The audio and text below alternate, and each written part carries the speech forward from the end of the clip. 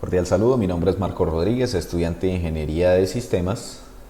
A continuación presento mi documento. Este video es para la clase de Física Electrónica y vamos a conocer algunos conceptos básicos que veremos a continuación.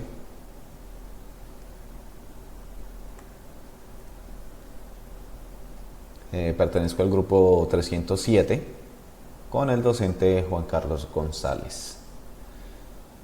Veremos lo que es el código binario. El código binario es un sistema de codificación con el que mediante de dos dígitos presentados en una cadena de caracteres de 8 bits se puede representar una letra, un color o un símbolo. Estos 8 bits conforman un byte. También es utilizado en la programación, en los procesadores de instrucciones de computadora, de manera que el 1 es el paso de electricidad y el 0 es la ausencia de ella. Entonces esto significa que cuando tenemos un 1, nuestro circuito está permitiendo el paso de electricidad de aproximadamente 5 voltios, generalmente es lo que utilizan los circuitos electrónicos, y cuando tenemos 0 es cuando se corta la corriente, la electricidad, y no permite el paso de la misma. Entonces este sistema de código binario se basa en unos y ceros, solamente en esos dos números. Cada uno, sea 1 o sea 0, es un bit, y la conjugación en cadena de los 8 bits van a conformar un byte. Esto es importante no solamente en la parte de la electrónica, sino también en la parte de las comunicaciones digitales. Para ello se diseñó entonces la tabla de códigos ASCII, llamada así por el acrónimo en inglés de Código Estadounidense Estándar para el Intercambio de la Información. En ella, como podemos ver acá, el carácter de la letra A la igualan al número 65, y este número 65 es representado de manera binaria en un byte por los números, los bits 0, 1, 0, 0, 0, 0, 0, 1. Esta representación en bits es lo que nos iguala al número 65, y el número 65 le fue asignada la letra A. Como pueden ver, de esta manera, con este sistema podemos representar mediante los números un símbolo o un carácter o una letra. Esto es lenguaje de informática, lenguaje computacional. Sin embargo, también es una medida en la cual podemos expresar el almacenamiento de información o el envío de información a través de las redes, como por ejemplo tenemos aquí la medida de almacenamiento, que es un bit o un dígito binario, dentro de lo cual si tenemos la cadena de 8 bits vamos a conformar un byte, y este a su vez serían un kilobyte, que equivaldría a 1024 bytes, un megabyte, que equivaldría a 1024 kilobytes, y un gigabyte, que es lo que todos conocemos, que son 1024 megabytes. Estos son medidas de almacenamiento de información mediante el código binario. También existe la de transmisión, que es un bit por segundo, representado también como BPS. También tenemos el kbps o un kilobit por segundo, en el cual un kilobit son 1000 bits por segundo que se están transmitiendo información. No es común utilizar bytes para la transmisión de información. Se utiliza más que todo el bit, o sea, el dígito binario como tal. Pasemos al siguiente, en el cual vemos son las compuertas lógicas. Las compuertas lógicas son circuitos electrónicos diseñados para obtener resultados booleanos. Un resultado booleano puede ser 0 o puede ser 1. Dentro de ellos pues tenemos las compuertas lógicas de AND, OR, NOT, NAND, NOR, XOR y XNOR.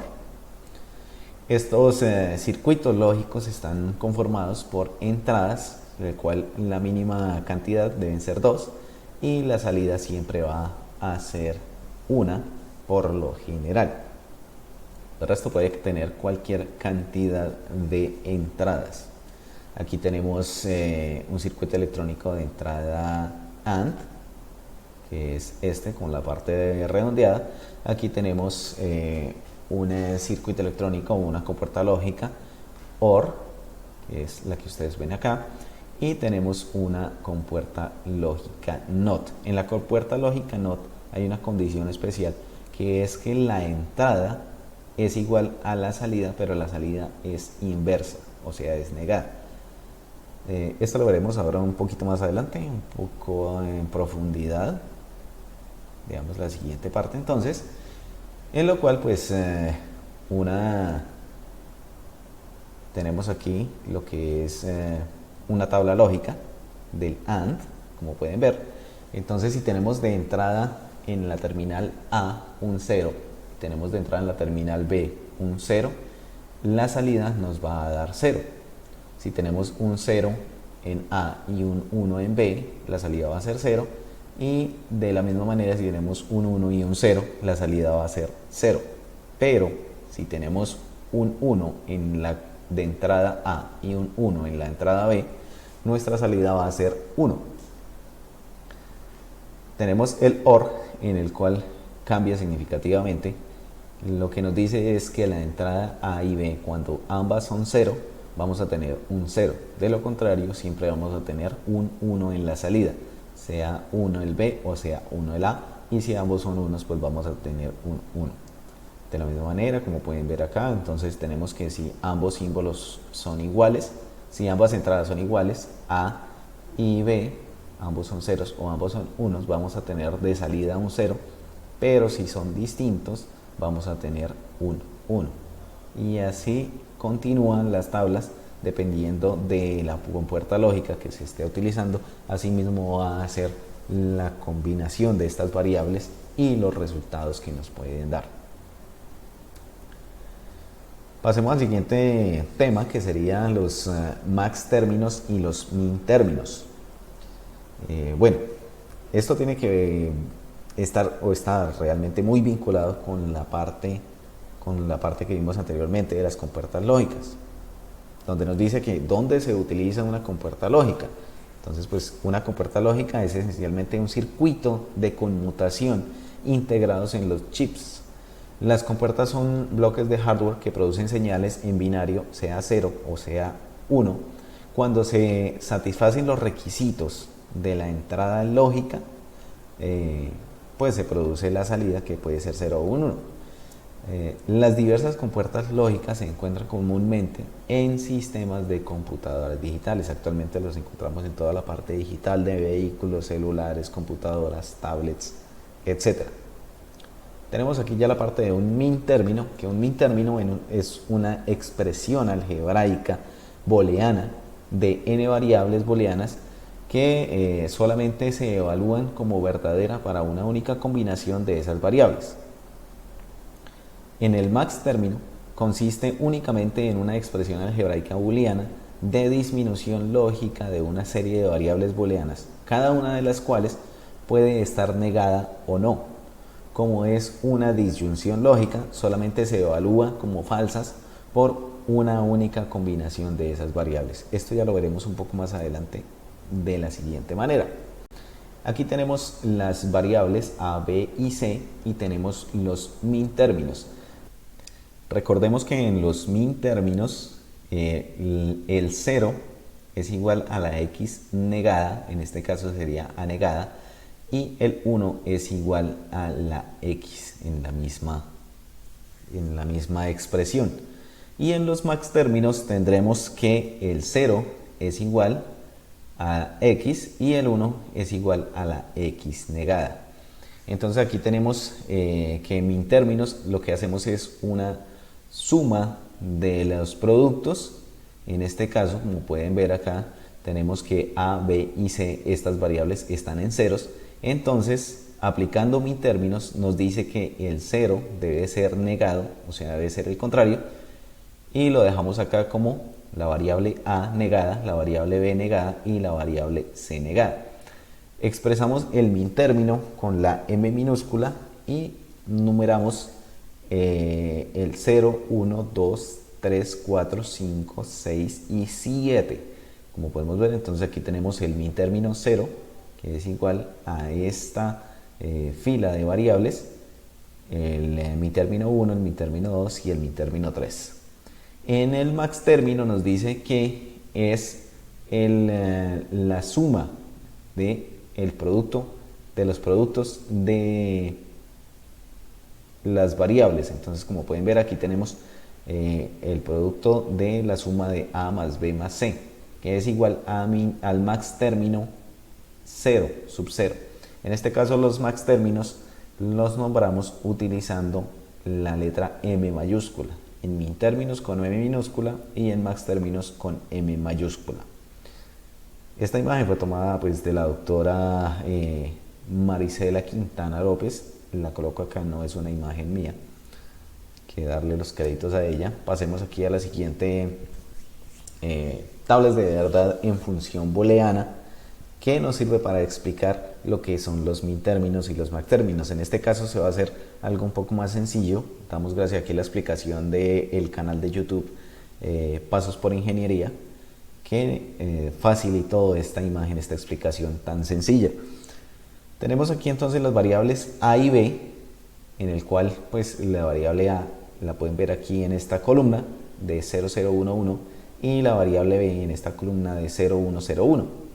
Tenemos aquí el resultado o la tabla de verdad, en la cual nuestra variable es x, y vamos a aplicar los min términos, en los cuales nos dice que es la suma de productos en donde se niegan los ceros y se aceptan los unos. Aplicando de esta manera la fórmula, entonces vamos a negar los ceros, en los cuales tenemos acá, y simplemente vamos a aceptar los unos. Entonces tenemos que la función de los min términos es igual a, como pueden ver, a que la aceptamos sin negación, que equivaldría a esta parte, más por b negada. Como pueden ver, aquí hay un 0, entonces nos dice la condición que debemos negar los ceros, negamos b, más, que es la sumatoria de los productos, a por b, en este caso sería esta fila de acá de 1 por 1. Como vemos, el 1 se deja normal, entonces tenemos de a por b. Esto es igual a que vamos a simplificar la parte, y lo que hacemos es extraemos a de estas operaciones, la dejamos afuera, y dentro de un paréntesis metemos los términos comunes, que serían b negada más b normal, y esta es la forma de simplificar esta función. Luego la simplificamos más, en la cual hay una propiedad que nos dice que b negada más b es igual a 1, porque es la misma incógnita, es la misma expresión que estamos utilizando, entonces es igual a 1, donde a multiplica a 1 nos da a. En max términos realizamos lo mismo, entonces nos dice que el producto de las sumas es igual a 0 y vamos a negar los unos. Entonces vamos a tomar la parte de los ceros y negamos los 1. Como pueden ver, aquí estamos representando la función de los max términos con mayúscula, que es igual a los productos de las sumas. Entonces vamos a sumar a más b, como podemos ver es 0, 0, y los dejamos iguales, por a más b negada, como pueden ver aquí en la segunda fila. Entonces tenemos el 0, que sería a igual, más el 1, como pueden ver acá negamos los unos, eso nos da igual a, vamos a simplificar aquí términos comunes, extraemos la a, que es la misma, y dejamos b, pero en este caso dejamos es el producto de b, o sea la multiplicación. Tenemos aquí b negada por b, y esto es igual a más 0. Aquí hay otra característica que nos dice, otra propiedad que nos dice que la multiplicación de bases iguales, de símbolos iguales, nos da 0. Entonces tenemos que a más 0 es igual a a. Pasemos aquí por último, el último concepto son las tablas de verdad, en donde, pues, si recordamos anteriormente en una materia que se vio al principio de lógica matemática, vamos a recordar esas tablas de verdad en donde verdadero, verdadero era igual a verdadero, verdadero, falsa era igual a falso. En una conjunción y en una disyunción cambiaban los parámetros. Es exactamente lo mismo aplicado a estas tablas de verdad, pero en código binario. ¿Qué tenemos aquí? Que una tabla de verdad pues nos muestra cómo responde la salida de un circuito lógico a las varias combinaciones de las entradas, utilizando la lógica 1 para verdadero y 0 para falso. También es utilizada para simplificar circuitos digitales a través de su ecuación booleana, que es lo que acabamos de ver. Eso tiene que ver muchísimo con el álgebra booleana, donde se ven este tipo de operaciones.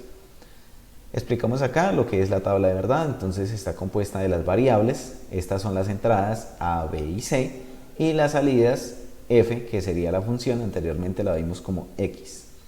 Las combinaciones de las variables, en donde vemos la cantidad de combinaciones, que es la base al exponente de las variables, y tenemos aquí los términos de la función en el cual obtenemos nuestro resultado de verdad de esta tabla de verdad. Así es que se compone una tabla de verdad. Ahora vamos a pasar a la respuesta de la pregunta problema, en el cual nos dice que cuáles son los símbolos usados en el sistema de numeración hexadecimal. Recordemos entonces que tenemos el sistema de numeración decimal conformado de entre el 0 y el 9. Tenemos el binario, que se conforma de dos dígitos, el 0 y el 1, y tenemos el hexadecimal, que se conforma de los números desde el 0 hasta el 9, y para completar las 16 agregamos a ello las letras de A, B, C, D, E y F para completar los 16, como pueden ver aquí. Entonces estos son los símbolos que se utilizan para el sistema hexadecimal. Este sistema hexadecimal es bastante utilizado por la parte de informática y se comenzó a utilizar cuando la empresa IBM lo diseñó y lo patentó. Entonces eso sería todo. Muchísimas gracias. Damos por terminado este video. Espero haya sido comprensible la explicación que se dio. Muchísimas gracias.